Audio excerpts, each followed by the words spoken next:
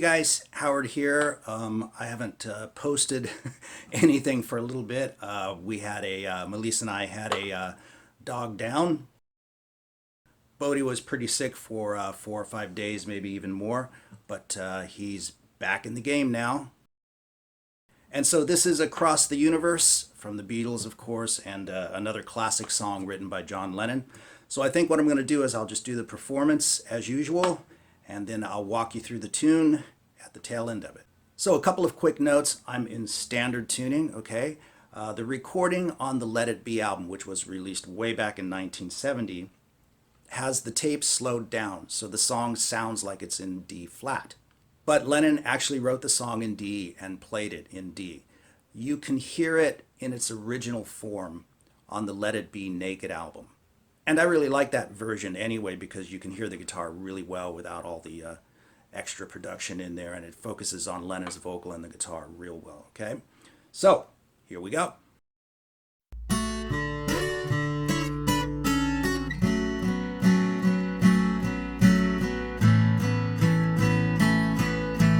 Words are flowing out like endless rain into a paper cup. They slither wildly as they slip away across the universe. Pools of sorrow, waves of joy are drifting through my open mind, possessing and caressing me. Jagaru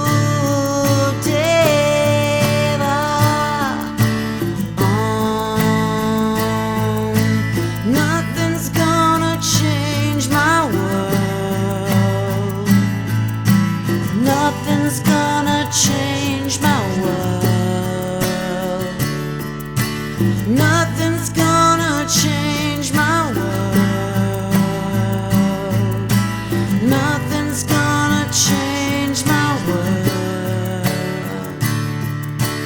Images of broken light which dance before me like a million eyes. They call me on and on across the universe. Thoughts meander like a restless wind inside a letterbox. They tumble blindly as they make their way across the universe. Jagaru Deva Om. Nothing's gonna change my world. Nothing's gonna change my world. Nothing's gonna change my world. Nothing's gonna change my world. Sounds of laughter, shades of life are ringing through my opened ears, inciting and inviting me. Limitless, undying love which shines around me like a million suns. It calls me on and on across the universe. Jagaru Deva Om. Nothing's gonna change my world. Nothing's gonna change my world. Nothing's gonna change my world. Nothing's gonna change my world. Jagaru Deva Jagaru Deva Jagaru Deva Jagaru Deva. So first up is the intro, which involves a bit of hybrid picking. And hybrid picking is where you're holding the pick as you normally do. And in my case, I'm using this finger on my right hand to also grab the bottom string. So what we're doing is we're picking the G string with the pick and simultaneously picking the E string with the finger. and I'm just barring here at the 2nd fret. You can do it like this if you like, but I like doing it this way, and we grab those 2 notes and then swing up and hit the open D string. Okay, we're going to work with those 2 strings, the E string and the G string here. And what you do is you slide up to the 10th fret on the E string and the 11th fret on the G string. And you're sort of sliding from an indeterminate place, right? And so you can see that after I slid, I swung up and hit the D string again. Okay, so what follows that is the E string and the G string, again staying with those 2 strings at the 9th fret and then the 7th fret. Now the fingers I'm using are just my fingers of choice. You know, you can switch it up however you want to, or bar, or do anything you want to do, as long as you can grab those 2 notes, right? Then it's 5 and 6, 5 on the E string and 6 on the G string. And then reach over and grab the B string at the 7th fret. You can use your pinky. So now we have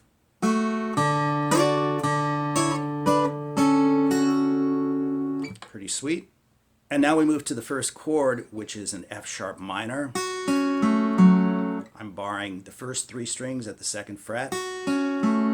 And then with my ring finger, grabbing the 4th fret on the D string. Now what's going to happen is this pinky is going to come off and on the G string. So make sure you have a good, strong, solid bar in your left hand. So you're just going back and forth.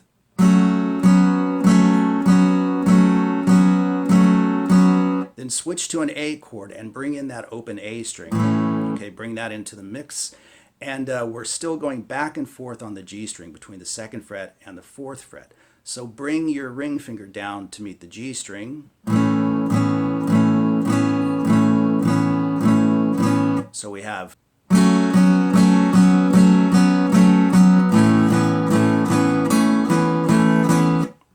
Now you probably noticed when I hit the A chord that even though you're just going back and forth 2 4 2 4 2 4, the melody actually sounds like it's doing this. And you can really hear that on the recording. You're not actually doing anything different, you're just going back and forth again. But you can bring that out by using upstrokes. I think I used a couple of upstrokes in the video. So you can go down, down, down, down, up, up, down, up. Something like that, or just more upstrokes if you like. Whatever it takes to kind of bring that melody out of the chord. Because again, you're not actually playing anything different other than going back and forth.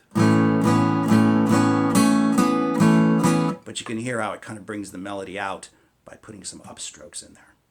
And now we are full on into the song, right? We're diving into the chords and the first verse. As a note, the song is in 4/4.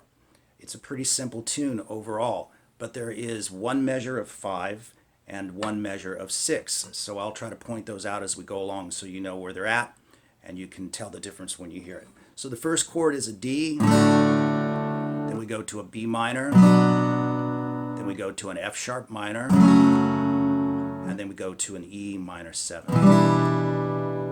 And then we're going to go to an A, and then that's going to become an A7. And you're going to use a lot of downstrokes.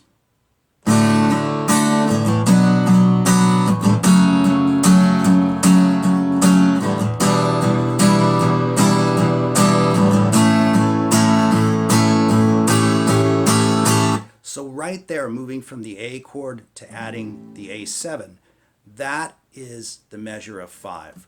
1, 2, 3, 4, 5. So you want to stroke the A chord, thinking to yourself 1 and 2 and 3 and 4 and 5, and just do some downstrokes on that 7th chord to really just highlight it and bring it out.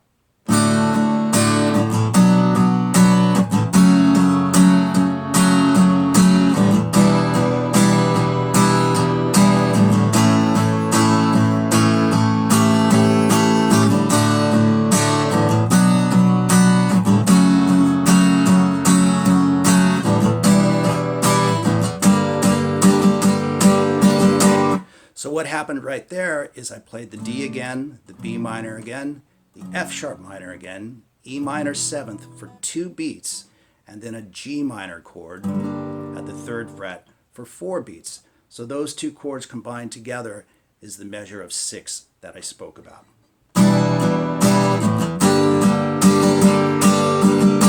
And you can hear there where I broke up the strumming. That's what Lennon does when he hits the G minor chord. Down, down, down, up, down, down, down, up, down. So you want to count 2 beats on the E minor 7th. 1, 2, 1, 2, 3, 4. It's not actually complicated, but those measures are in there. But it feels really natural when you're playing along with the vocal, right? It's just the vocal sort of dictates how long you're going to stay on each of those. Now we're going to go through all of that again. D, B minor, F sharp minor, E minor 7th, A to A7. But this time when we get to the A and the A7, it's a simple measure of 4. 1, 2, 3, 4. So it'll sound like this.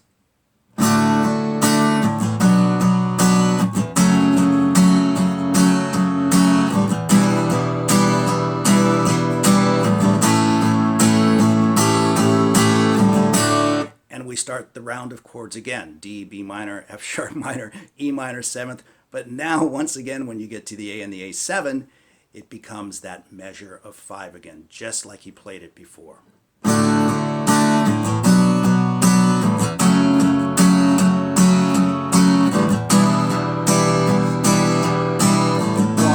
2, 3, 4, 5. So those 2 cycles, those 2 rounds together, sound like this.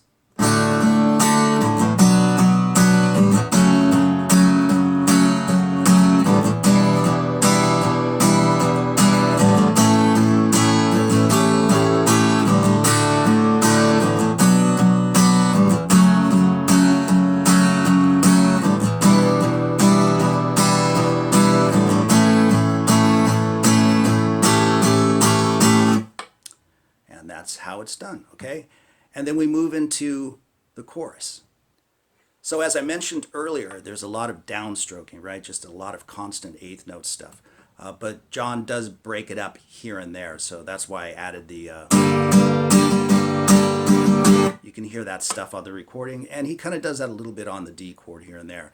It's not written in stone, you know, so just keep it nice and loose and play it with your feel, just trying to cop the tune, right?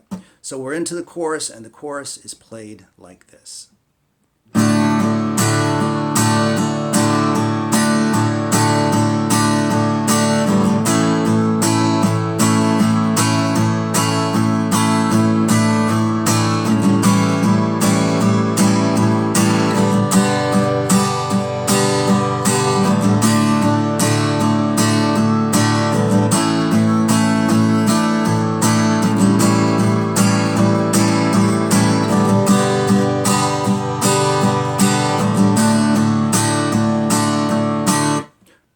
So obviously we are writing out a D chord.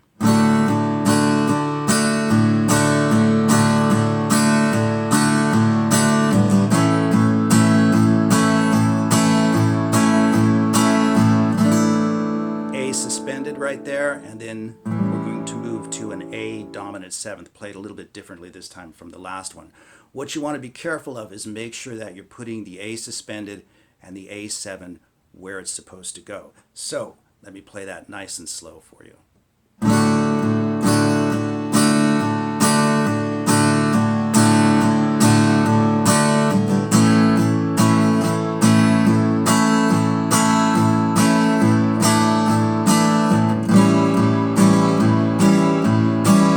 And then we move to a G.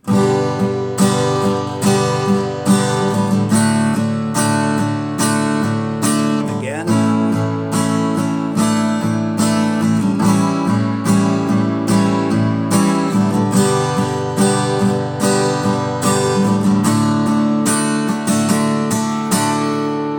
So you can break that down into specific counts if you want to, but again, I think the tune is really simpler than that. You know, you don't want to overly complicate it. If you've got the vocal going or you're just playing along with the recording, it's like the vocal just kind of guides you, right? Because with that A chord, he's really just chasing his own melody, right?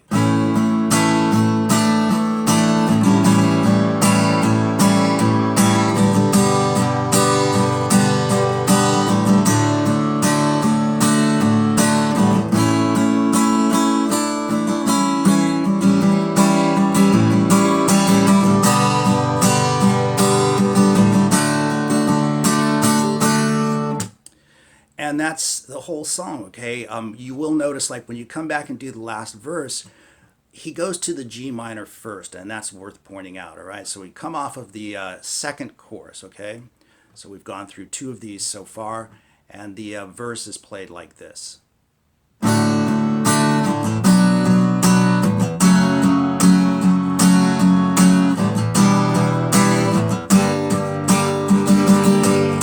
So he puts the G minor one first instead of the A7. Then the next time around, he comes back and plays it exactly the same, D, B minor, F sharp minor, all the rest. But then he does that same measure of 4 for the A and the A7. So that's kind of cool. He's really moshed it up a little bit.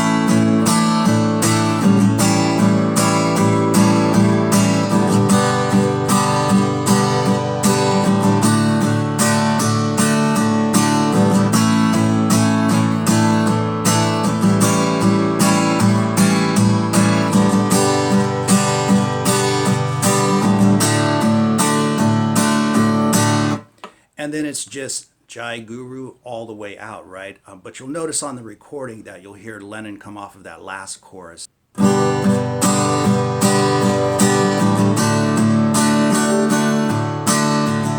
And then you just ride the D chord out for Jai Guru, right?